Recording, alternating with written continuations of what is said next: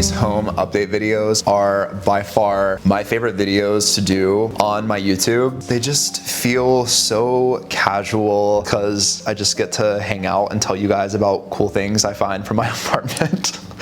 And yeah, but this one in particular I am so excited about because the items I'm going to show you today that I picked up from my apartment and some of the changes I've made in my apartment are just my favorite by far compared to like anything else that I've shown you guys before. If you're new to my channel, I am so happy you're here. My name is Ethan and I'm a content creator based in Los Angeles, California. Here on YouTube I make content about my home, but on my other social channels I do lifestyle content and just a mix of like other types of home content on like TikTok and Instagram. Would love for you to check out my other social channels. So if you do and you like what you see, feel free to subscribe to this channel, but also give those a follow or at least just say hey and let me know you came from YouTube. I'm not sure whether to call this a spring update video or like April home updates. I guess I don't do these monthly, but I also don't necessarily do them quarterly either. So I'm not really sure what to call it, but I guess we'll call it a spring update because at the rate in which the heat is hitting Los Angeles, like it was literally winter last week, like so cold, and now it's hot. Like I feel like spring is gonna go by like that. So the next home update will probably be like a summer home update video.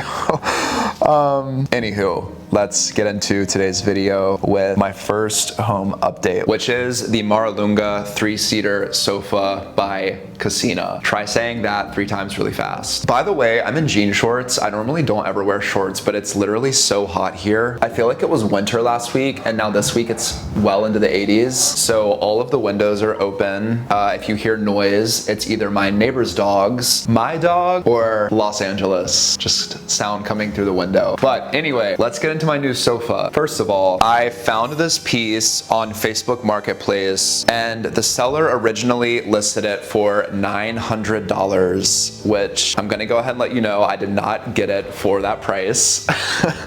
But she listed it. I immediately, like when I saw it, I audibly gasped because I was like, it's just so beautiful. And I've seen Maralungas before, but I've never seen one in this particular finish. And I of course DM'd her, she never answered. And then the sofa was marked as sold. And I felt very heartbroken because I just loved it so much. If you guys follow my content, then I'm sure you saw my CB2 sofa, which I did really love. I think it was a really high quality feeling piece, and as a standalone item it was really stunning. However, when I got that sofa there was a scratch on the front, and CB2 tried reissuing replacement sofas, and each time they would show up they were more damaged than the last. And I don't think this is like a CB2 issue, like they were actually so easy to work with. I think it was just a quality control issue with that particular type of leather that the sofa was made out of. They have since discontinued selling that sofa in that particular leather style. So I feel like that is what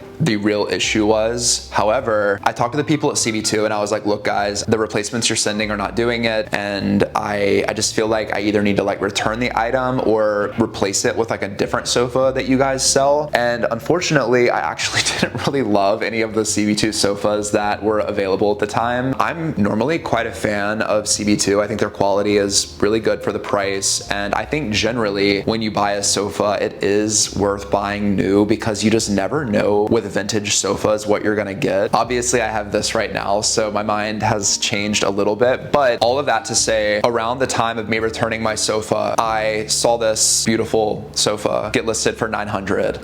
DM the seller, she never responded. The sofa was marked as sold, and then my heart was broken because when I saw this sofa and like the color of it, I was just like, I couldn't imagine a more perfect sofa for my space. And like a week passes and out of nowhere the listing gets put back up. However, it's not for $900, it's for $2,500. But even at that price, I mean, Maralungas go for a lot of money, like upwards of $8,000 to $12,000 depending on condition. So I DM'd the seller again, no response. And one of my friends who I was messaging about this, he was like, wait, she's literally having an estate sale, we should go. So I type in the address for the estate sale and it's literally 2 minutes north of where I live. Like I could have walked there and went in person. Her apartment was so cute. There were only like 2 people there at the estate sale, and the sofa was still available, and I was the first to show up in person, ready to pay for it right then and there. And guys, I got the sofa. And when I tell you,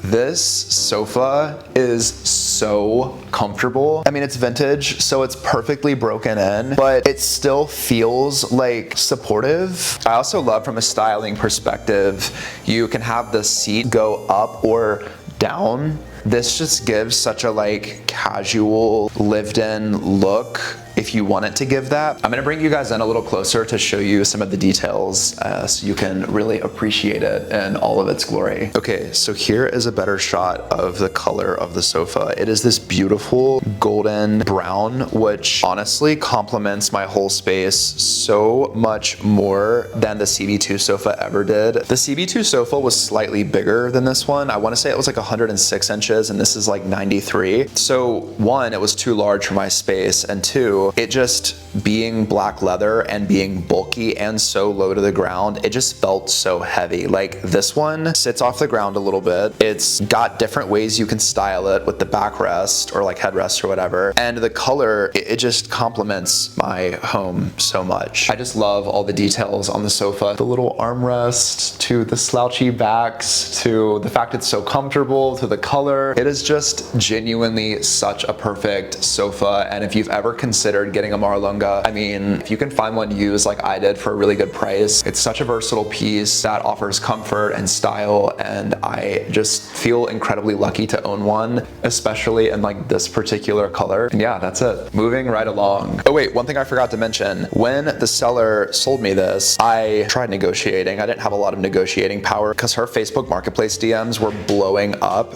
but she threw in this really cool Danish side table, which I really like. I like that it's got these sort of like contrasted legs. And yeah, not too much to give you guys in terms of details of this, but this came along with the sofa and I love them both. Our next update is my fireplace, which once again, if you've watched my content, you saw where I painted my fireplace this really bold red color. And you know, when it comes to making your home unique to you, there is, generally speaking, a lot of experimenting that happens because I myself am a student. I'm trying to learn about all of this stuff and what I do like, what I don't like, what works, what doesn't work, and like the why behind certain things don't work. When I painted my mantle red, it was a moment for sure, but just not one that I wanted to live with year round. And in reflecting on why, my fireplace mantle is not a centerpiece in my room. Like, it's not functional. There's not an actual like fire component to it. It's literally just a decorative mantle, which is beautiful, but because I don't have a TV above it and there's no actual fire, it just felt so out of place being bright red because that color like demands attention, but it's not the centerpiece of my room. So it just felt loud in my space for no reason. And that with like the big black leather sofa, there was just a lot of really bold things in my space that didn't blend well together. And so obviously got the sofa changed, but my mantle is now back to white. And the color I used is by Farrow and Ball, and it is called Slipper Satin, which is actually like a slightly warm kind of off-white color. And I feel like as I was painting over the red, I just felt the weight of my space lighten so much. I love the way it turned out, and honestly, like after painting it back, I missed my mantle being white because it just kind of blends in with the environment, and since it's not a focal point of my space, it's okay that it blends in. And yeah, I'm just so much happier with it now. I think having a mantle that is something neutral like this white is so much more ideal as a backdrop for a sofa like this. You know, if this was like bright solid red, it's just doing too much. But I'm really happy with this particular color, and I would honestly paint like a whole space this color. I tried asking my landlord what wall paint was used and he didn't know. So I thought this was a good option because it's close enough to white, but it's slightly off-white, so it gives a little more character than something that's just so stark. Our next update is not the sofa, but beside the sofa, and that would be this beautiful steel Louis Poulsen floor lamp. This is the second product I own from Louis Poulsen, and I'm such a huge fan of their designs, their quality, and they're just so stunning and timeless. I am gonna include a couple clips of this light close up so you can see details better, but it looks like art in my home and provides the most beautiful, warm cast of light for my space. All right, moving right along. We have my stunning Baldwin piano. I wanna say this is from the 80s, but I could also be completely off in saying that. I picked this up off of Facebook Marketplace and paid $500 for it, including delivery. And it sounds amazing, looks amazing. And right now I'm sort of using it as an entryway table, which I think is a fun alternative, especially because you can actually find these pianos on Facebook all the time, a lot of times for free. And if you want a really affordable but like unique entryway table, you can get something like this. On top of me just like always wanting a vintage piano in my home, I saw these photos of Leaky Lee's home for Apartamento and just was obsessed with the way it was styled, how it looked in her space. And if you guys don't know who she is, she's an amazing music artist, like one of my all-time favorites. So I found this one, it was in amazing condition, and for the price and everything, I was like, okay, I need this in my space. And I just pulled the trigger and got it. On top of the piano, I have another Louis Poulsen light, and it is in the same finish as the floor lamp that I have across the room. I think it looks super cute in here, and just like the floor lamp provides such a like soft, comforting glow. The other thing I want to show you guys is the bench, which I reupholstered. I'm gonna bring you in closer so I can show it to you. All right, so here is the piano bench. Tell me that is not so cool. My friend Robert found this fabric at a fabric store in downtown Los Angeles and was like, you need this, it'll look so cool with the piano. And the old fabric, which is actually still underneath the new fabric, was cute, but it was just kind of giving grandma a little bit. It was like sort of red and had like, I wanna say like angels stitched on it or instruments or something. I don't really remember. It was kind of ornate looking in a way. But yeah, this was super easy to do. Probably didn't at all do it the right way. I literally just used a staple gun to adhere the fabric, but I feel like for a quick little transformation, it enhanced the space a lot. And I like that the fabric kind of plays off the keys on the piano. And then moving along on the side, I have this Componabili storage unit, which I actually got for Blondie's toys. She has always hit me with the glare. But inside of each bay, there's different things. So on the lower one, I have like leashes and collars and like those types of things. In the second bay, there's like grooming supplies. Then up here, there is a bag of her bully sticks, which if you have a dog, those are a lifesaver, especially while they're teething. I love the way this looks. I think it's functional, but also stylish and looks great in my space. The last thing in the living room I want to show you guys is Blondie's bed. Blondie is my puppy, and I found this bed for her from a pet store in Larchmont, which is like such a cute little neighborhood in LA. I wanted to find something for her that had character, but was really comfortable and high quality. And as much as I love a lot of these like new, modern, minimal pet brands, there were none of them that really spoke to me. And when I saw this, I was like, it's so pretty. And the fabric that is used is like really durable and nice, and I love the colors that are woven into it. So I'm really happy with it. And Blondie loves it too. Let me see if I can figure out what brand this is from. It is from the brand Bowser's, which I hadn't heard of.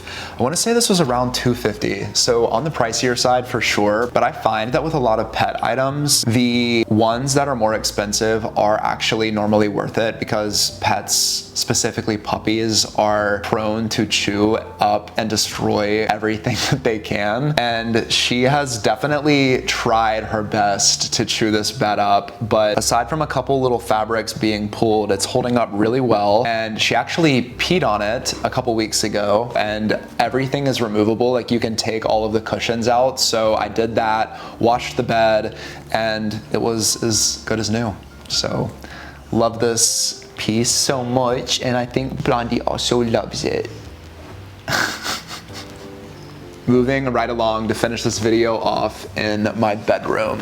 All right, we are now in the bedroom and I'm really excited to show you guys the primary update in here, which is my new, let me move 500 pillows, is my new bed. This is the Herman Miller Nelson thin edge bed frame with the cane headboard. I want you to take a second and guess how much you think this bed costs brand new. Whatever you just guessed, double it, and then your answer will probably be close to correct. I'm kind of joking, but also kind of not. This bed retails for almost $5,000 brand new. I found mine on Facebook Marketplace. The seller originally had this bed listed for $2,000, but I messaged her and asked if she was open to offers. She said she was, and I let her know like, hey, I have $1,300 in my Venmo balance that I would love to use on this bed and it would be going to a really good home. Are you open to that? She actually accepted it and I was just so happy because this bed is in amazing condition. I'm gonna bring you guys a little closer to see all the details. So moving in a little closer, this is the walnut version of this bed. I think it also comes in like a natural or like lighter wash wood. The only issue with the bed that they pointed out really was this like one area where the cane is a little messed up. I didn't care about that because to go from $5,000 to $1,300 and the rest of the bed to be in as good of condition as it is, I felt like it was an amazing deal regardless. But I just love how the bed sits so high off the ground. A lot of beds these days are really low. I am 6'3", so I like something that is higher up,